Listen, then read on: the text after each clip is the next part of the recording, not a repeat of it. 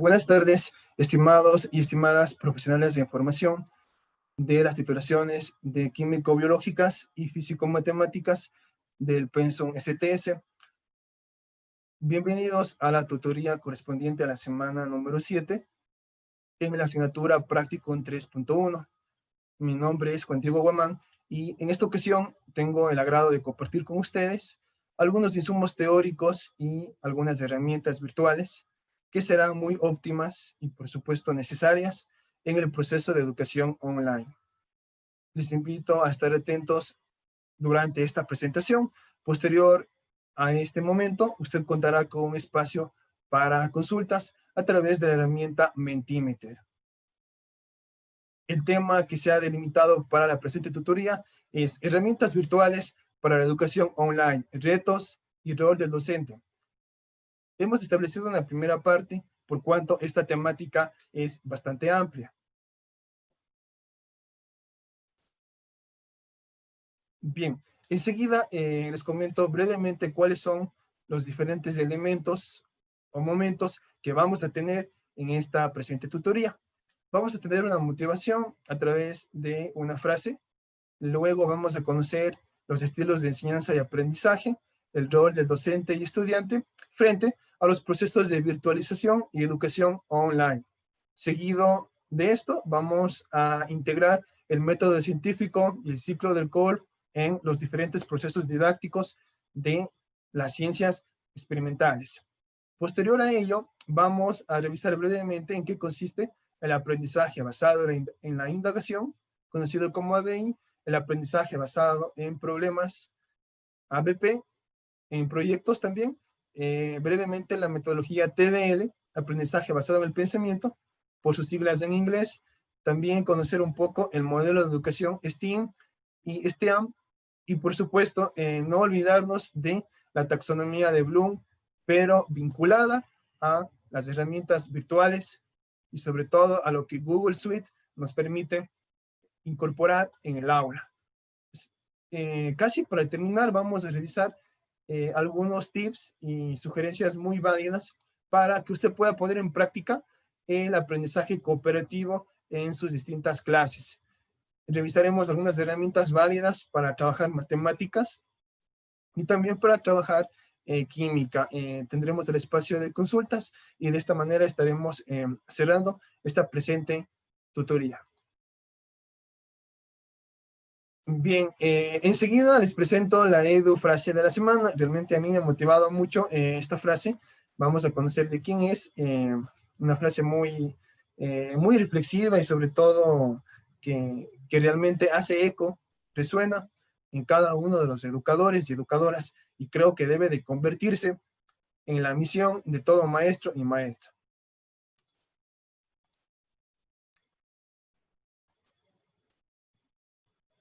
La enseñanza que deja huella no es aquella que se hace de cabeza a cabeza, sino de corazón a corazón. Howard Hendricks.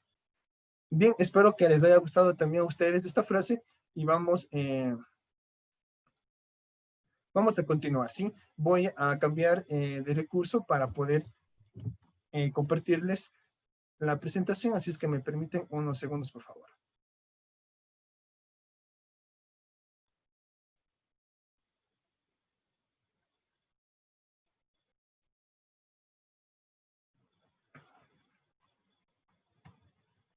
Bien, esperemos que se cargue en pantalla completa. Les pido un favor, me indican por el chat únicamente si no se está observando la presentación en PowerPoint, ¿sí? Si no se observa, por favor, me comenta. Muchas gracias.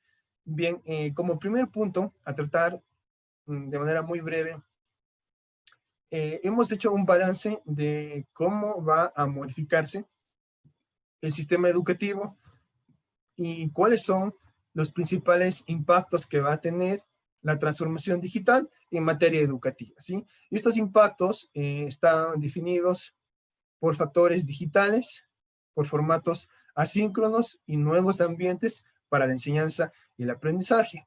Y es que cada uno de estos factores, que ya lo estamos viviendo hoy en día, desde hace algún tiempo ya se experimentaba en la educación a nivel global. Prueba de ello, la educación abierta o la educación semipresencial y también la llamada educación híbrida. No obstante, la crisis global que hemos enfrentado y que aún se continúa enfrentando en todo el mundo, ha derivado en que muchos modelos presenciales adopten este sistema asíncrono o síncrono y por supuesto la necesidad de crear muchísimos contenidos digitales que sean amigables, que sean atractivos, pero que sobre todo sean relevantes de acuerdo al nivel educativo, de acuerdo al estilo de aprendizaje de nuestros estudiantes y por supuesto de acuerdo a la disciplina o ámbito o área que estamos intentando educar o formar, ¿sí? Es así que los profesores vamos y tenemos que buscar otros ambientes para que la enseñanza llegue a todos los estudiantes de nuestro eh, curso o paralelos y que por supuesto exista la democratización y la inclusión, ¿sí? Entonces, los nuevos ambientes están vinculados a plataformas que pueden ser virtuales y que necesariamente en muchos de los casos requieren de conexión a Internet. El otro elemento es la educación offline, ¿no?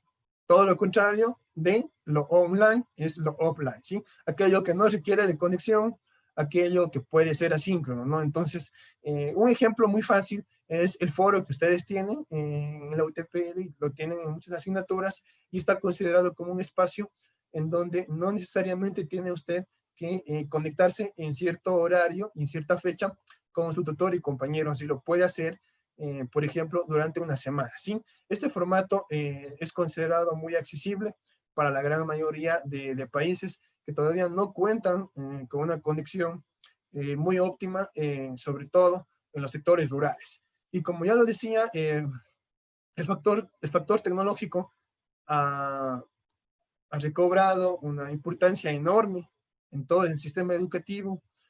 O sea, solo pensemos desde los e-books, ¿no? Los e-books que nuestra universidad les facilita a ustedes, también a los docentes, y de igual manera el Ministerio de Educación de nuestro país ya hace algún tiempo ha iniciado una campaña aparentemente denominada Cero Papel, ¿no? Con la intención de que todos estos insumos, fichas pedagógicas, guías docentes, el mismo currículo, cuadernos para el estudiante, etcétera, etcétera, migren de un formato físico e impreso a un formato digital. Entonces, creo que ese es el principal impacto que ya ha tenido el sistema educativo en los últimos años y ahora más bien no hay excusa para decirle no a la educación virtual, no a la educación online, cuando sabemos que democratiza el acceso al conocimiento y permite el desarrollo de la nación, de un pueblo y por supuesto de un grupo determinado de estudiantes.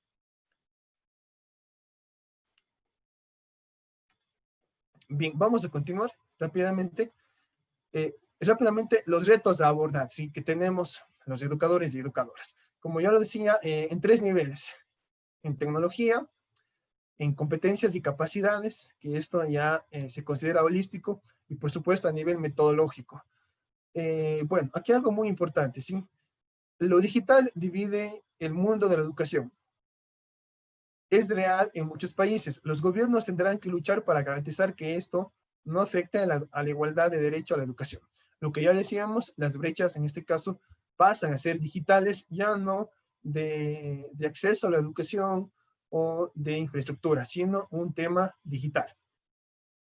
El otro reto es las competencias, las capacidades que van a enfrentar tanto docentes y estudiantes. Yo les comento, he tenido algunos casos que sí me ha sorprendido de algunas colegas y ex colegas que, aunque pareciera mentira, por este tema de la virtualización, del teletrabajo y sobre todo las clases virtuales, definitivamente como que tiraron la toalla, como se dice vulgarmente, pues y sí renunciaron al magisterio, ¿sí?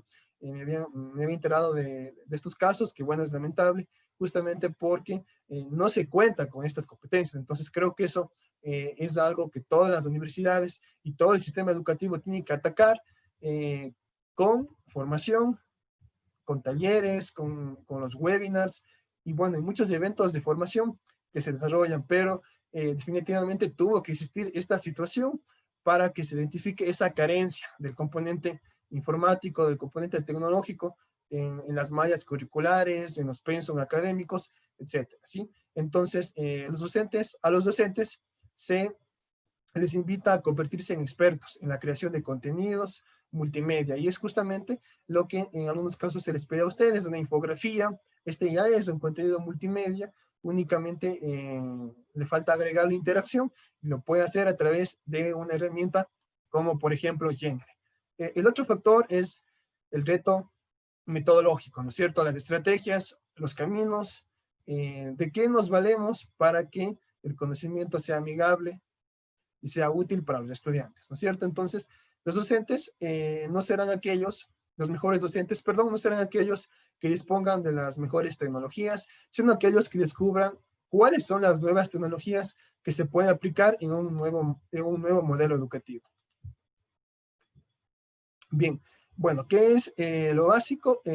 Los profesores tienen que tener muy claro, ¿no? Deben convertirse en generadores de contenidos digitales, pero de calidad, ser innovadores, originales, creativos, y por supuesto, ser gestores del cambio en los sistemas, perdón, en los procesos didácticos. ¿A través de qué? De generar experiencias, secuencias didácticas y dinámicas en las clases, ¿no es cierto? Es decir, el hecho de que ya no exista esta cercanía, este contacto en el aula de clase, tiene que ser equilibrado, tiene que ser compensado con experiencias y secuencias didácticas que estén armonizadas con el modelo no presencial, ¿sí? Bueno, básicamente lo que vamos a abordar es la parte metodológica y también un poco la parte pedagógica, ¿sí? Yo les he compartido aquí esta infografía que no es de mi autoría, está citada la fuente en la parte inferior, y bueno, entonces aquí estamos viendo cuáles son aquellas operaciones mentales, ¿sí? Que generan aprendizajes activos y aprendizajes pasivos en los seres humanos en general, ¿sí? De acuerdo a esta investigación, a este estudio que, bueno, se está citando en un proyecto de robótica educativa de la editorial Play y Learning, ¿sí? Bueno, entonces, como ustedes se van a dar cuenta, aquí esto no es una escalera, no es una pirámide, es un flujograma, y estamos viendo que el 10% el 10% de aprendizaje pasivo, es decir, lo que se capta, lo que se retiene, lo que se asimila, lo que el estudiante puede conceptualizar y aplicarlo, ¿sí? Siguiendo el método ERCA, eh, es, a ver, si me permiten un segundo, porque sí, lo que leemos, ¿sí? Si es que leemos un libro, una revista, un periódico, apenas el 10% de esta lectura es retenido, ¿sí? Por lo tanto, este es un aprendizaje pasivo porque no aporta significativamente en el desarrollo cognitivo de esta persona, ¿sí? De este individuo.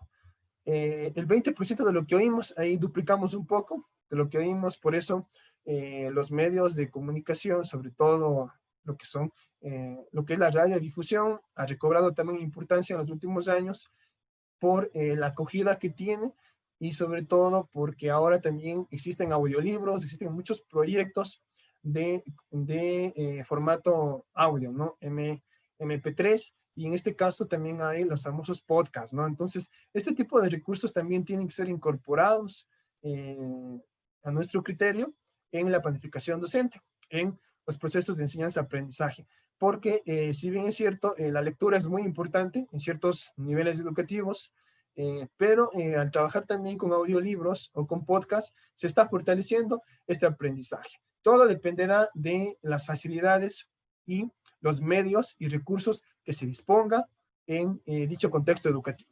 Bueno, subimos un poco más del 30% de lo que vemos. Entonces, alguna vez un poco conversaba con una colega y justamente me compartía los resultados muy positivos que tenía de trabajar con videos, bueno, incluso con películas, a veces la historia, la ciudadanía, bueno, antes la cívica, las ciencias sociales, la filosofía, se puede enseñar, se puede fortalecer a través de videos, de películas, de cortometrajes, porque realmente las ciencias sociales tienen esta peculiaridad esta naturaleza. Sin embargo, el 30% realmente todavía no aporta a un 70%, que es lo mínimo que quisiéramos que nuestros estudiantes retengan. Entonces, creo que es muy recomendable un video, pero no nos vamos a quedar con ese único recurso, lo vamos a diversificar.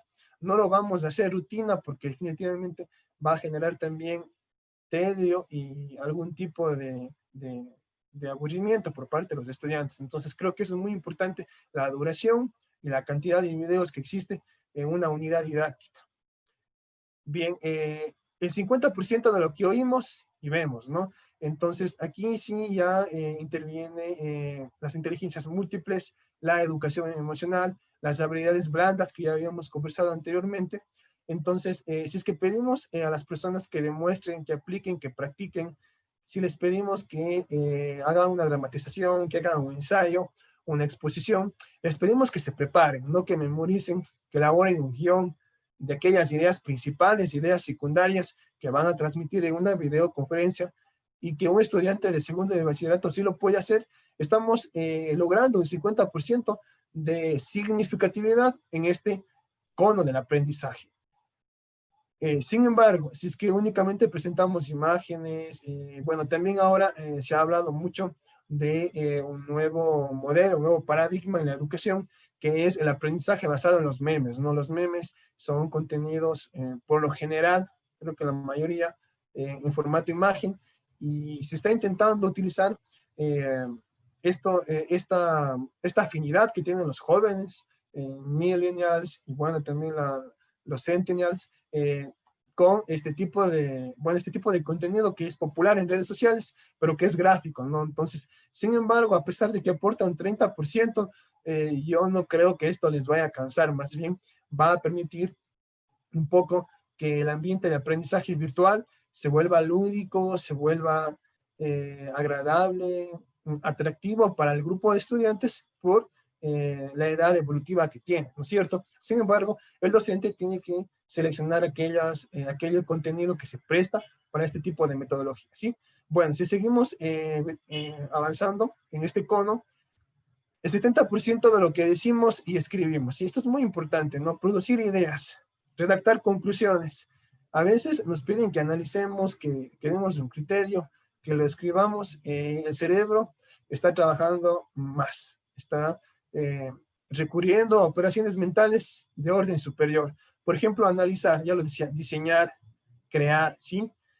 Bueno, y finalmente dice el 90% de lo que decimos y hacemos, ¿no? Que es muy diferente lo que digo y escribo, ¿no? Lo que, por ejemplo, lo que lo puedo escribir en un correo, lo que lo puedo escribir en un informe de prácticas y, por supuesto, me preparo para exponerlo oralmente ante mi grupo de compañeros, ¿sí?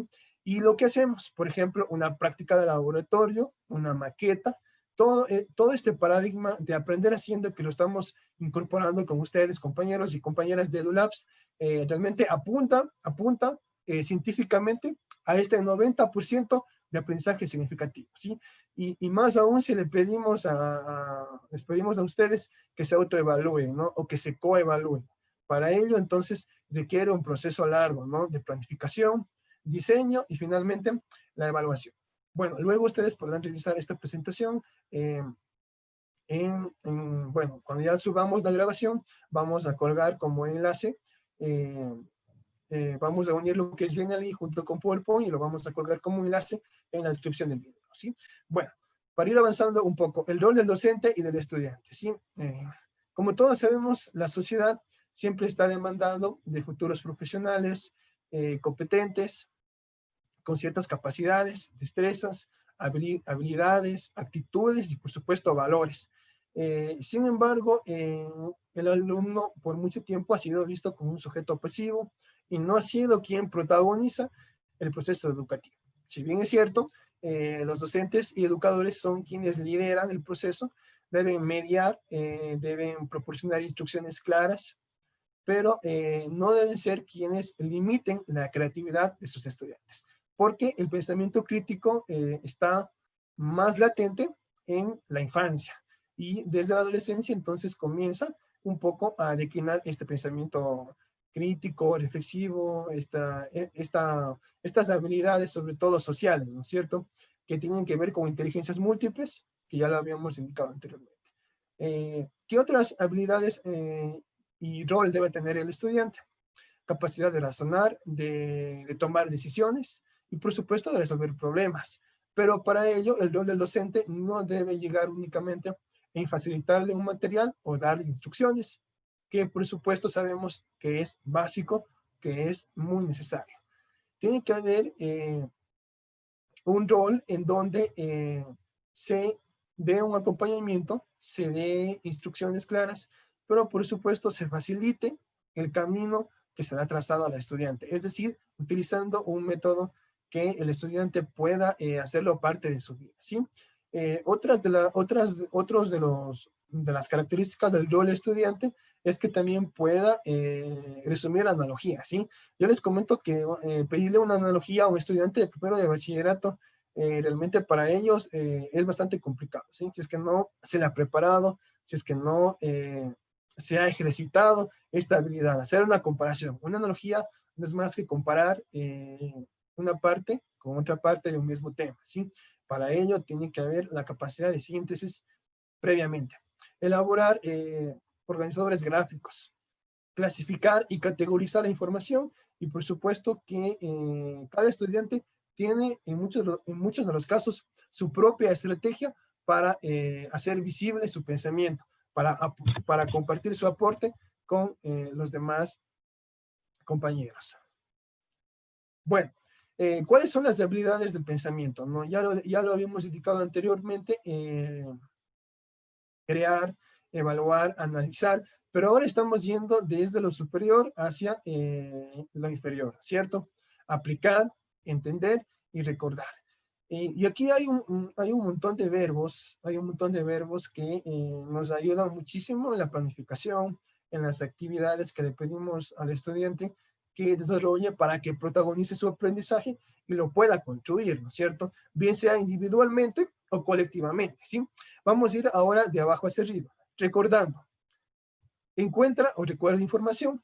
Por ejemplo, recuperar conocimientos previos. Recordar el procedimiento, las leyes, los exponentes para realizar una operación matemática más avanzada. ¿Qué es lo que se sugiere? ¿Qué verbo se sugiere aquí? Identificar, localizar, describir, memorizar, definir. Estos son verbos que incluso pueden ir en los objetivos de nuestro formato plan de clase.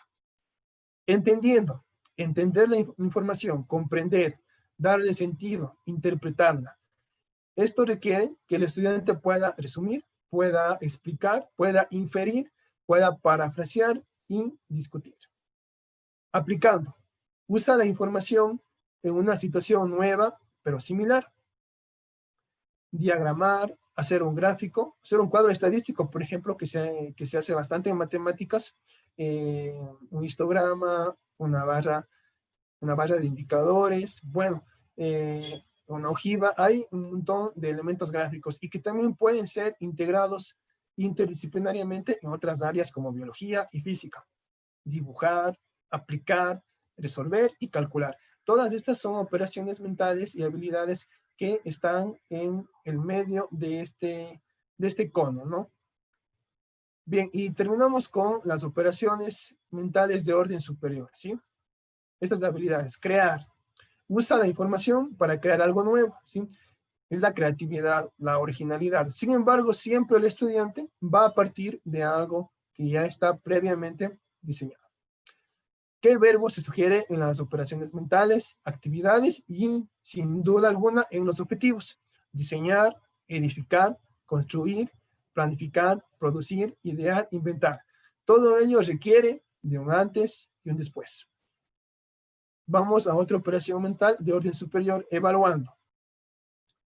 Críticamente examina la información y haga juicios, ¿no? Emita argumentos. ¿Qué verbo se sugiere? Juzgar, probar, criticar, defender, etc. Y tenemos también analizar. Toma la información aparte y explora las relaciones. Categoriza, examina, compara y contrasta y, por supuesto, organiza. Bien, aquí tenemos un esquema que bueno, ha sido tomado en Google un esquema en donde se están integrando los diferentes estilos de aprendizaje, ¿sí? Eh, Cada docente tiene su estilo de enseñanza, que estará categorizado, que estará eh, ligado, ¿sí?, a su formación, a su experiencia y también a qué es lo que ha investigado y cómo se ha preparado para poder dirigirse a un grupo de estudiantes de un determinado nivel evolutivo y, por supuesto, de una área o saber disciplinar. Sin embargo, los estudiantes, la parte discente, tienen también diferentes estilos de aprendizaje. Y ustedes se imaginarán en una aula con más de 30 estudiantes, qué complicado poder identificar este estilo de aprendizaje, conocer a nuestros estudiantes y poder llegar a ellos de forma asertiva, pero sobre todo de forma pertinente. Bien, aquí estamos hablando de cuatro momentos, ¿no? Cuatro momentos o categorías: la experiencia concreta, la experiencia activa, la conceptualización abstracta y la observación reflexiva, ¿sí? Que si ustedes se dan cuenta, estas palabras que acabo de nombrar están muy bien armonizadas con el ciclo del aprendizaje ERCA, ¿no es cierto? Bueno, y ahí se hace una síntesis, se resume de cuáles son aquellos estilos más preponderantes, ¿sí?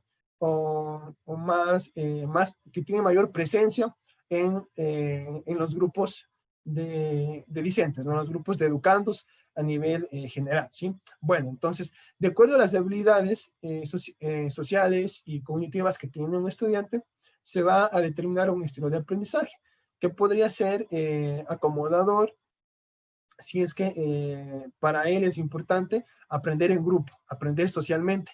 Este estilo de aprendizaje acomodador está caracterizado por ser sociable, acepta un reto, es abierto, es empático y se compromete con la resolución de un problema o desafío. También podría ser divergente, en donde la parte cognitiva es la que predomina en el estudiante. ¿Qué es lo que hace? Le gusta sentir. En conclusión, es sensible. También es sociable, también es empático, también es abierto, pero puede generar ideas de manera independiente. Y también es intuitivo y observador. El estilo de aprendizaje asimilador. Aquí existe una preponderancia conductista. Aquí el estudiante le va a gustar la investigación, va a ser poco sociable, o sea, mucho menos que el divergente, poco empático, va a ser hermético, o sea que no le va a gustar mucho las relaciones sociales, una dinámica, por ejemplo, bueno, y va a ser más teórico, ¿ok? Otro estilo de aprendizaje es el convergente. Aquí predomina el modelo o la habilidad constructivista en el estudiante. ¿Qué caracteriza a este estilo de aprendizaje? El educando va a ser poco sociable, pero no nada sociable. Va a ser analítico, va a poder tomar decisiones. También va a ser hermético, va a ser deductivo y también poco empático, ¿sí? Bueno, esos son un poco el resumen de estos estilos de aprendizaje. Entre ellos se pueden combinar y obtenerse nuevos estilos de aprendizaje que serían más propios de cada estudiante. Vamos a avanzar. Bueno, los estilos de enseñanza, ¿no es cierto? Tenemos 4 enfoques: enfocado en el estudiante, enfocado en la acción, enfocado en el significado y enfocado en el contenido, ¿sí? Bien, si es que se enfoca en el estudiante, el rol del docente es ser un coach. ¿Qué es un coach? Aquel que instruye, aquel que motiva, que anima, que le está subiendo los ánimos, ese combustible de motivación a los estudiantes para que ante cualquier fracaso, este estudiante no pueda sentirse defraudado, ¿sí? O frustrado y pueda, a partir de estos errores, avanzar, ¿sí? Bueno, enfocado en el significado, el rol del docente es un facilitador, ¿sí? Debe ser cálido, debe ser empático, construye relaciones personales y es un educador que le gusta y aplica mucho el diálogo. Enfocado en los contenidos, ¿qué pasa con el docente? Debe ser reflexivo, analiza sistemáticamente, organiza el contenido, es decir, selecciona aquello que realmente es útil para su grupo de estudiantes en función de sus necesidades, expectativas y aspiraciones. Utiliza conferencias y textos, ¿no? Esto para investigar. Si es que está enfocado en la acción, el rol en este caso, del docente debe ser un evaluador, ¿no es cierto? Porque todo proceso es evaluable. Como ustedes han observado, el formato plan de clase permite evaluar incluso cada momento de la clase, cada etapa del proceso didáctico. No se diga una unidad o una clase por separado. ¿Qué caracteriza a este estilo de enseñanza? Establece desempeños y objetivos que sean medibles y, por supuesto, que el mismo docente debe monitorear. Estructura evaluaciones para el aprendizaje que deben ser formativas y siempre está orientado a resultados. En este caso, una estrategia que utilizaría un docente con este estilo de enseñanza es ser evaluador. No obstante, ¿qué queremos concluir con esta lámina, con esta información? Que todo docente debe considerar los 4 estilos que se presentan, pero no puede quedarse con únicamente uno de ellos, uno de los 4, ¿no es cierto? Es válido, sí, pero no es recomendable porque ya hemos visto que existen muchísimos estilos de aprendizaje por parte de los estudiantes. Entonces, ¿qué es lo que queremos decirle con esta información? Que seguramente usted cumplirá, creo que con los 4 colores que usted ve aquí, coach, facilitador, evaluador y experto en contenidos, pero no cumplirá probablemente con todos los enfoques o con todas las características de cada estilo. Entonces usted generará su propio estilo, creará un docente único y por supuesto innovador. Bien, ¿qué es el ciclo de Kolb? Es el famoso ERCA, ¿no? En la metodología que a nivel mundial pues ha sido muy avalada, muy reconocida, que el Ministerio de Educación lo considera como paradigma, como modelo, sí, es correcto, pero no es el único sistema metodológico que existe, ¿sí? Sin embargo, muchos pedagogos han validado y consideran que es adecuado este sistema porque es gradual, porque es progresivo, porque es sistemático y porque es coherente con las distintas etapas del aprendizaje. Entonces, la fase 1, la experimentación, siempre se parte de este momento. Tenemos la fase 2, que es la reflexión, la fase 3, la conceptualización y por último, la aplicación. Como ya lo había indicado, no siempre en un proceso didáctico se van a poder cumplir las 4 fases, ¿no? Todo depende de cómo el docente delimita, desagrega o contextualiza esta destreza, ¿no es cierto? Mientras más sencilla, más elemental, más concreta, más claro está la habilidad y el alcance que va a tener esta destreza en la clase, se puede alcanzar estos 4 momentos en el proceso didáctico, ¿sí? Bueno, vamos a continuar porque esto creo que ustedes ya lo conocen, no vamos a profundizar. Algo que me parece no menos importante es el método científico, ¿sí? Aquello que caracteriza, que da sentido, que da identidad, que le da operatividad y le da funcionalidad a las ciencias experimentales como física, química y biología, y por supuesto, sin la ayuda de las matemáticas, creo que ninguna de estas 3 ciencias podría haber avanzado lo que tenemos actualmente en nuestra sociedad. Bueno, entonces, siempre el método científico parte de la problematización de la realidad, de la observación de fenómenos, eventos o hechos. Luego que se identifica este evento, este hecho, y que genera una duda, genera inquietudes, genera incertidumbre por parte del estudiante. El siguiente momento, la siguiente fase de este método científico es la generación de preguntas, ¿sí? Recopilar datos, analizar, comparar. Posterior a ello, es importante la fase de pensamiento. Miren cómo es muy importante el cono del aprendizaje para poder llegar al método científico. Proponer conjeturas, suposiciones, ideas que se constituyen en hipótesis. Seguido de ello, la parte más importante, en donde es indispensable en algunos casos, en otros no, un laboratorio. La experimentación, y por supuesto dependerá del tipo de temática que se esté abordando. Poner a prueba dicha hipótesis. Seguimos. Luego se obtienen resultados y nuevamente se observa, se reporta y se comunica. Se comprobó la hipótesis, sí, un sí falso o un sí verdadero, ¿sí? Estos resultados tienen que tener un grado de confiabilidad, un grado de exactitud, y también va a haber cierto sesgo o error sistemático en dicho resultado, toda vez que la experimentación no siempre se desarrolla de manera adecuada.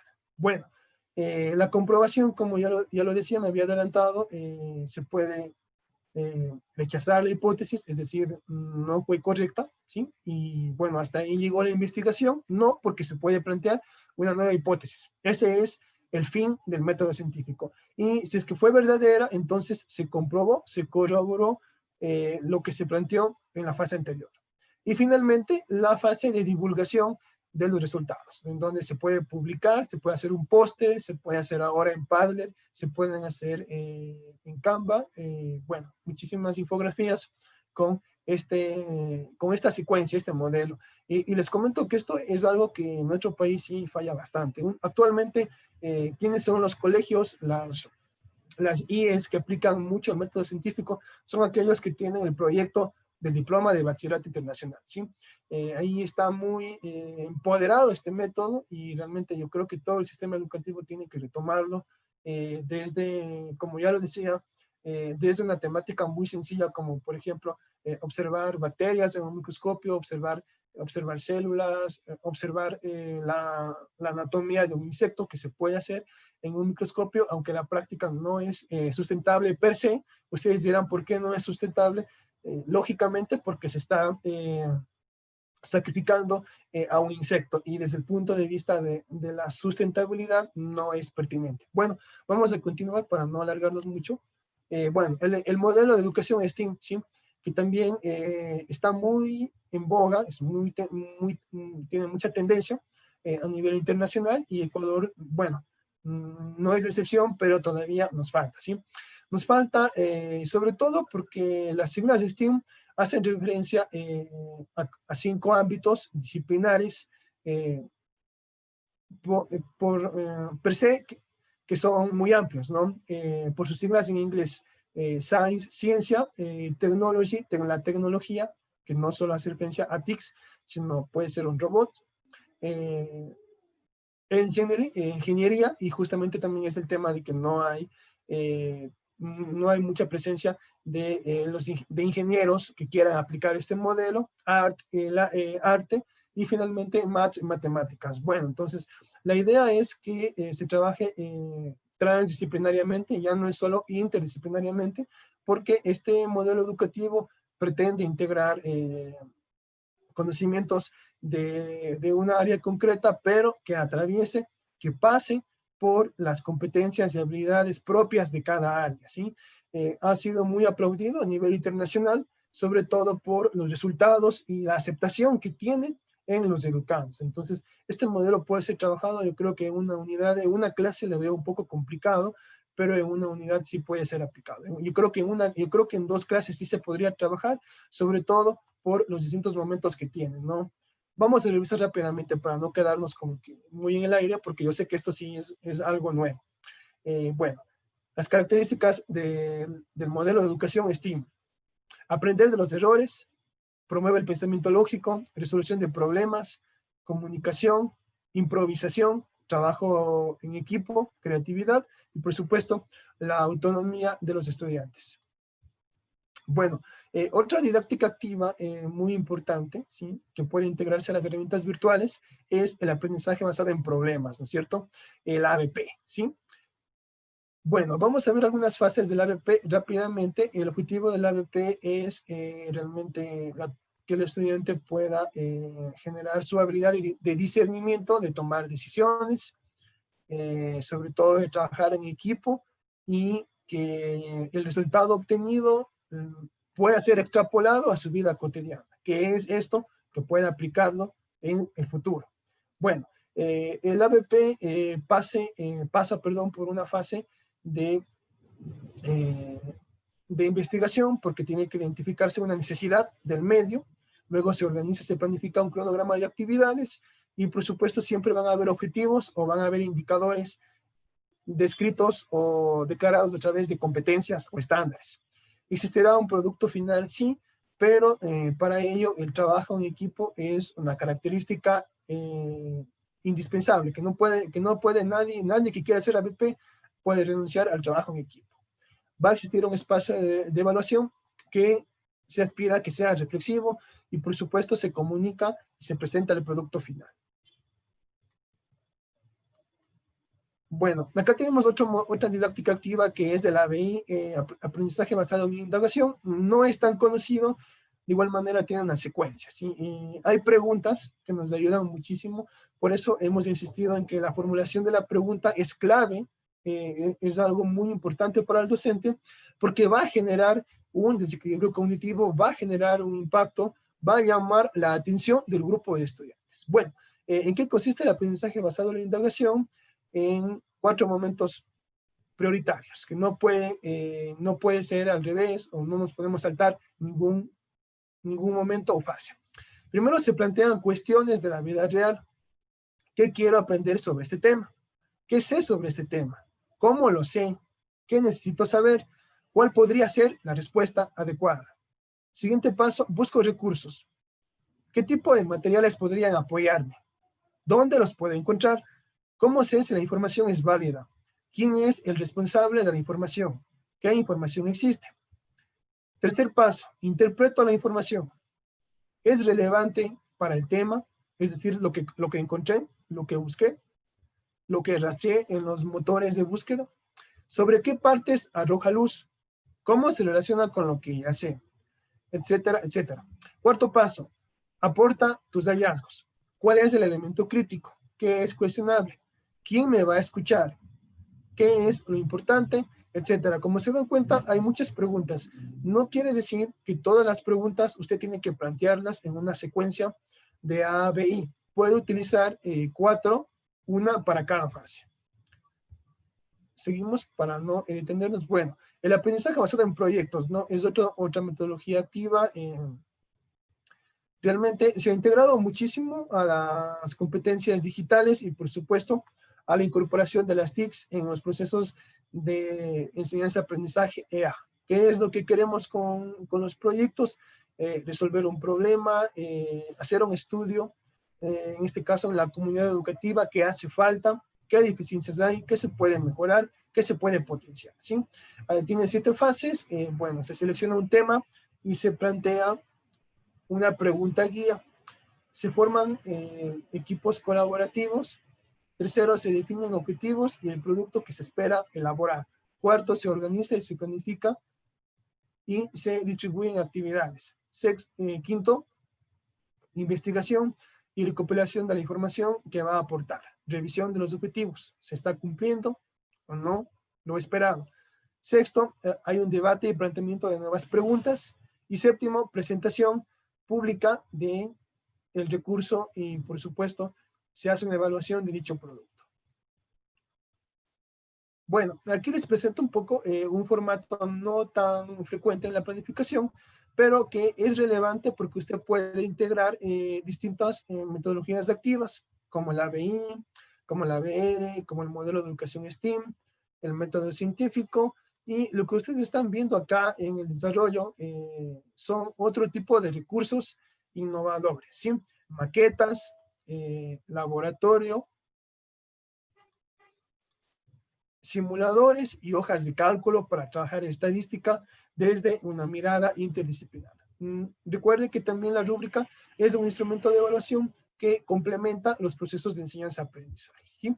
Más adelante ustedes podrán observar esta planificación que puede ser aplicada en el bachillerato internacional, como por supuesto en algún proyecto de innovación curricular que la IE donde usted trabaja lo quiera implementar.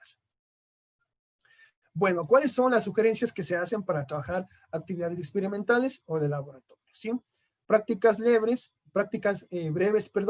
en 1 o 2 sesiones, no muchas sesiones, prácticas a largo plazo o proyectos que se extienden en un trimestre, en un parcial. Simulaciones por computador, aquí intervienen las herramientas virtuales, los laboratorios remotos, ejercicios de recopilación de datos utilizando materiales de laboratorio o del medio, que es algo que también están intentando hacer los compañeros de química con el reto de semestre Ascender. Ejercicios de análisis de datos usando hojas de cálculo o herramientas equivalentes, ya lo había indicado. Trabajo de laboratorio, presencial, virtual o de campo, ¿no? De campo es una salida pedagógica. Maquetas, que también lo están haciendo los compañeros de química con EduLabs. Bueno, vamos a ir terminando y esta parte les presento enseguida la taxonomía de Bloom digital, ¿no es cierto? Como habíamos visto en el cono del aprendizaje, este autor Bloom, Benjamin Bloom, hace algún tiempo atrás hizo una descripción, hizo una categorización de aquellas operaciones mentales que pueden ubicarse en orden inferior, en orden medio y en orden superior. Y es que vamos, desde recordar o comprender, recordar o recuperar información, comprender o entender, hasta aplicar, analizar, evaluar, y que últimamente se añadió esta última, crear. Ustedes observarán en la derecha algunas herramientas virtuales que son propias de la empresa Google, y que todo este paquete de herramientas se llama Google Suite, ¿sí? Es una tienda de aplicaciones, bueno, una selección muy pertinente y muy válida para la educación, ¿sí? Si queremos recordar, se puede utilizar YouTube, ¿no es cierto? Un gran contenido de videos, Google Earth, Docs para escribir, ¿sí? Para hacer visible el pensamiento, y también Google Slides, ¿no? Que es el equivalente a PowerPoint, pero es un editor de láminas en línea. Si queremos entender, aparece Hangouts, que es un servicio de mensajería. También aparece Google Earth, Docs, Sheets, que son similar a Microsoft Excel. Bueno, y así vamos viendo más herramientas. Aplicar, aparece Forms, que es como un formulario, una encuesta. Podemos hacer una evaluación objetiva a través de Google Forms. Aparece también la herramienta Google Classroom, que es una mini aula virtual. Y también aparece Drawings. Drawings realmente permite hacer dibujos, muy similar a Paint. Tenemos analizar, tenemos servicio de compartición de documentos, que es Google Drive, que es un similar al SharePoint, pero que es de otra empresa. Aparece también Maps. Para evaluar aparece ya el navegador Chrome, porque hay que hacer, es un motor de búsqueda. Aparece Google Plus, que es una red social de esta misma empresa. Y aparece Google Groups. Y para crear tenemos algo más, el Blogger, ¿no? Crear un blog, que sería un similar a Padlet, en mi punto de vista. Para que tengan una idea, aparece Google Sites, o sea que es una selección de sitios o páginas web. Y bueno, lo que ya dijimos, en Google Docs, documentos, un similar al procesador de texto Word. Slides, un similar a PowerPoint, que lo estoy usando en este momento. Y YouTube, que ustedes ya lo conocen. Bueno, entonces aquí hay mucha información sobre cuáles son las habilidades y actividades que se recomiendan de acuerdo a lo que usted seleccione, pero tenga muy presente la destreza, el objetivo, el año de bachillerato o de EGB superior, y por supuesto hasta dónde quiere llegar con su tema y su contextualización creativa. Bien, cerramos. Algo que no he visto todavía en sus clases demostrativas y que no estaría mal que lo puedan implementar es el diseño de mapas conceptuales u organizadores gráficos a través de la herramienta Smart Cloud, bueno, que es una herramienta americana, ustedes verán por el dominio US, perdón, y que es muy amigable, es muy fácil de trabajar. No tenemos tiempo para un simulacro, esperamos hacerlo en la segunda parte, cómo trabajar con Smart Clouds. Bueno, otra herramienta que sí la he visto mucho en matemática es GeoGebra, ¿no es cierto? Permite construir gráficas de datos e incluso yo creo que sí puede ser trabajado interdisciplinarmente, ¿sí? Entonces también queda ahí como referencia. También simuladores, hay un simulador que es pet.colorado.edu, un simulador de circuitos eléctricos para trabajar física, electrónica, y que es muy amigable. O sea, realmente un estudiante de 10º lo puede manejar sin mayor complejidad, por lo tanto, va como recomendación. Seguimos. Bueno, Algo que no lo hemos mencionado es el aprendizaje cooperativo, ¿sí? Que no es lo mismo que colaborar, porque yo puedo colaborar desde mi saber, desde mi experiencia o desde mi buena voluntad, pero cooperar realmente me hace sentirme parte del grupo, me da identidad y me da compromiso. Entonces, hay algunos roles que usted debe tomar en cuenta cuando trabaja en grupo, porque realmente lo que pasa es que cuando se hacen grupos, lo más típico, ¿no es cierto? Que solo una persona es quien lidera, pues quien toma apuntes y quien comunica los resultados, pero los demás integrantes del grupo se constituyen en sujetos pasivos. Y realmente esto, un educador, un maestro debe de atacarlo a través de la asignación de diferentes roles. ¿Qué es lo que sugerimos tomando en cuenta, citando este sitio, orientacionandújar.es, un sitio español? Son 6 roles: el portavoz, el secretario, el gestor, el animador, el crítico y el rastreador, ¿sí? De tal manera que todos los estudiantes colaboren de manera integrada y permanente en el tiempo que están ejecutando un trabajo cooperativo. Vamos a seguir. Bueno, algo muy importante, ¿no? Usted puede utilizar la herramienta Breakout Rooms, o lo que se conoce sección de grupos pequeños en Zoom, y realmente no es muy difícil, ¿sí? Usted, junto a compartir pantalla, le sale grabar y posteriormente sección de grupos, y es muy importante que se lo pueda tomar en cuenta como una herramienta en línea muy válida. Bien, bueno, consejos para construir una rúbrica, no lo vamos a profundizar por el tiempo, pero realmente una rúbrica lo que establece son indicadores o descriptores y niveles de desempeño, ¿sí? Es muy útil para calificar un trabajo muy amplio y, por supuesto, permite que la evaluación sea más objetiva, ¿sí? Entonces vamos a ver, creo que tengo una herramienta que es RubyStar. Les voy a compartir también el link. RubyStar permite crear rúbricas en línea, asignar puntajes, asignar criterios, parámetros, etcétera. Les invito a visitar esta página, RubyStar. Bueno, no es muy complicado la página, es rubystar.4 teachers, bueno, sería forteachers.org.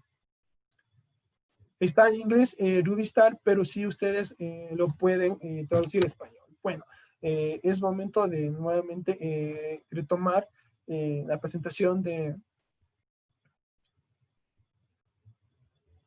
Jenny para darles espacio a sus preguntas, por favor, y que me ayuden ingresando al sitio www.menti.com. Como les he indicado, es una primera parte. En la segunda parte de la semana 8 trataremos de hacer ejercicios y de utilizar más herramientas como Cerebrity, como EduPuzzle, EducaPlay. Creo que ya están 3.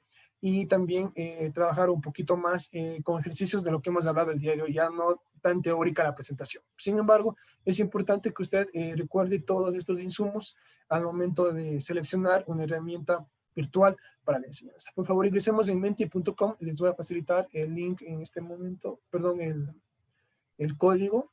El link es menti.com para poder verificar sus preguntas, si es que existen, y si no existen, pues damos por cerrada esta tutoría, ¿sí? Las preguntas pueden ser con relación a la temática abordada, o también puede ser con relación bueno, en general a la asignatura, las actividades de la semana, o también actividades que corresponden a los entregables. Bueno, en este momento les he compartido el link. Espero que puedan participar y que nos comenten sus inquietudes.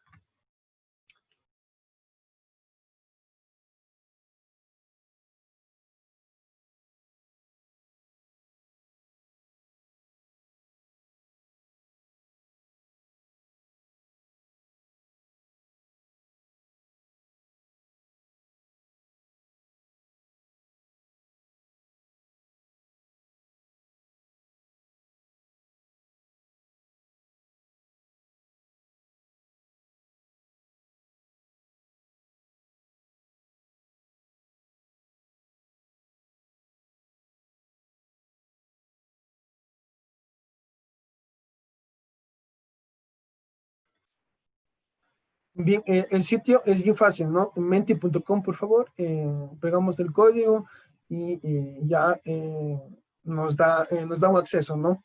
Puede utilizar hasta un máximo de 250 caracteres para poder participar de esta herramienta.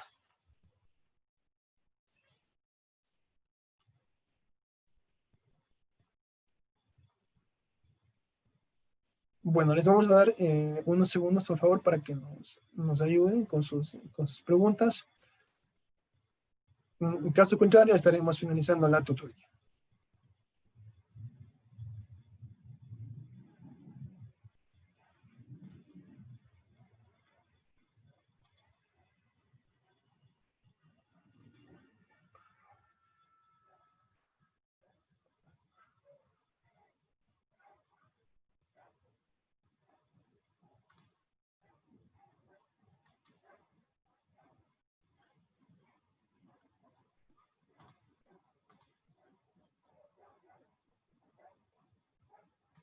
Ya, me dice Lina que necesita el link. El link es bien fácil, ¿no? Es solo únicamente menti.com. No es muy complicado. Les voy a compartir a todos en este momento el link. Y el código ya se les envió anteriormente, ¿sí? Que son únicamente 7 números. 29 69 157. Okay. Bueno, vamos a esperar un poco más, a ver si es que tal vez haya una inquietud. Me parece que Lina sí nos quiere preguntar algo. No hay problema, vamos a esperar. Y si no, lo dejaríamos ahí ya por ahora.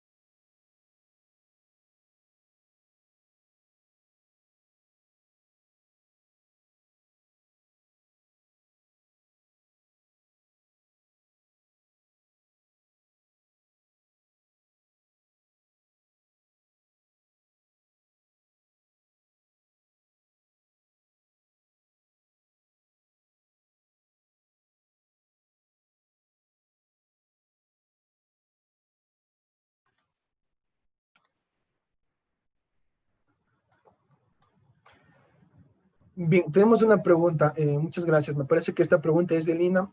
Pensé que no iban a haber más preguntas. Mientras respondemos esta pregunta, de pronto se animan a generar más preguntas. Bien, buenas noches, estimada Lina. Me indica, referente a la actividad que tenemos que hacer en el IFP, donde dice numeral 5.2.1, diagnóstico, cuadro comparativo y análisis del PUD. Tenemos que hacer también un cuadro comparativo referente al PUD. Bueno, como ya lo había indicado, son 2 PUD que se piden, la actividad más amplia de este entregable, estimada Lina. Sin embargo, como hay 3 términos, ¿no? El diagnóstico, el cuadro comparativo y análisis, ¿sí? Y yo les sugiero que haga solo uno de los 3 momentos, ¿no es cierto? O bien el diagnóstico, o cuadro comparativo y análisis, ¿sí? Obviamente que para hacer un diagnóstico requerimos un PUD de una IE que nos facilite. De igual manera sería el cuadro comparativo, ¿sí? Entonces, lo recomendable sería que haga un análisis del PUD en 3 párrafos y obviamente citen material especializado. ¿Qué es el material especializado? El instructivo de Minedu que se emitió en el año 2019, la versión más vigente, sobre cómo planificar, ¿sí? Y todo esto que le estoy comentando, estimada Lina, se ha ido indicando ya anteriormente en los diferentes espacios de comentarios, de retroalimentación que ustedes tienen en Canvas. Le ha llegado un comentario y ahí le está indicando, bueno, tanto de la actividad 1 y 2, cuáles son los puntos que están fortalecidos o que no requieren mejorar y cuáles son aquellos aspectos que usted puede mejorar, Lina, estimada Lina, si es que considera necesario en el IFP. ¿Sí? O sea, tómelo como una recomendación u observación, la mayoría de comentarios que se le hace, ¿sí? Toda vez que se va a aplicar una rúbrica, como ya les decía, está en proceso de publicarse porque se van a actualizar algunos aspectos de la rúbrica, perdón, con relación al ciclo anterior y ustedes van a conocer qué se califica y que no se califica. No obstante, con el comentario que les ha llegado y que es lo que me pregunta Lina, usted puede mejorar. Elabore solo un aspecto, bien sea diagnóstico, bien sea cuadro comparativo o análisis. Mi sugerencia es que haga el análisis, es que no tiene IE. Si tiene IE, es preferible que haga el cuadro comparativo. ¿Sí? Siempre cite al menos uno o dos autores que puede ser el mismo Ministerio de Educación como autor corporativo, y con ello usted está acudiendo a material especializado y lógicamente queda, queda bien fundamentado ese análisis crítico. Bien, seguimos con la siguiente pregunta. Acerca del video de la clase demostrativa, ¿se lo puede editar para quitar un espacio efectivamente que no puede trabajar con los compañeros? Y el tiempo está además porque no se hizo correcto. Sí, me parece que esto es de Lorena, luego me confirmará por el audio. Sí, estimada Lorena, o el compañero o compañera que hizo la pregunta, en ese sentido sí, o sea, usted sí lo puede editar, es recomendable, son puntos a su favor, si es que existen algunas partes que no deben de salir, no, toda vez que puede ser que eso lo revise el tutor, vamos a hacer un muestreo, a mí también me hacen un muestreo, o lo revise la directora, la coordinadora de la titulación, o cualquier persona que tenga que ver con calidad y acreditación institucional, ¿sí? Eso sería para Lorena. Voy a recargar tal vez una pregunta más, creo que no tenemos más preguntas. Bueno, me parece que en el chat de Zoom, pero en todo caso a mí me gusta que utilicemos Mentimeter por ahora, porque ahí todos podemos ver la pregunta. Bueno, tengo algo de Sandy. Buenas noches. Disculpe, no pude participar, pero estoy ingresando. Bueno, va a ser grabada, estimada Sandy, para que lo pueda revisar más adelante. Muchas gracias. Bueno, como no hay más inquietudes, yo les agradezco a cada uno de ustedes por su participación. Y recuerden que continuaremos con la segunda parte, ya no revisando aspectos teóricos, aunque ustedes han visto que todo lo que hemos tratado hoy ha sido un resumen de realmente los retos que tiene el docente, que tenemos los docentes actualmente, cómo enfrentar estos desafíos, algunas herramientas útiles, y que no podemos descuidar estos fundamentos teóricos. Que todos tengan una excelente noche y hasta el día lunes.